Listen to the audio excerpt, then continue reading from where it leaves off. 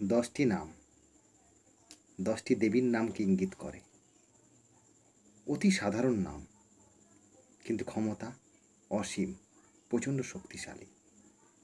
সকালবেলা ব্রহ্ম মুহূর্তে, বলতে ভোরবেলা 3টে থেকে 4টের মধ্যে, বিছানা থেকে ওঠার পর মাটিতে পা স্পর্শ করার আগে।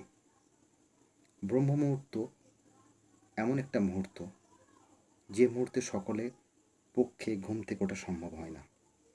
তাই যতটা পারুন সকালে উঠুন, 5টা, 6টা, 7টা। বিছানা ছাড়ার আগে, মাটিতে পা স্পর্শ করার আগে এই 10টি দেবীর নাম নিয়ে মাটিতে পা স্পর্শ করলে প্রচণ্ড চমৎকারী উপকার মানুষ পায়।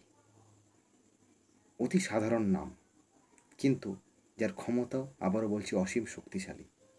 প্রথম নাম হলো গঙ্গা, দ্বিতীয় নাম হলো ভবানী, তৃতীয় নাম হলো গায়ত্রী, চতুর্থ নাম হলো কালী, পঞ্চম নাম হলো লক্ষ্মী, ষষ্ঠ নাম হলো বালা, বালা সুন্দরী, সপ্তম নাম হলো সরস্বতী, অষ্টম নাম হলো ললিতা, নবম নাম হলো শ্যামা, দশম নাম হলো রাজরাজেশ্বরী।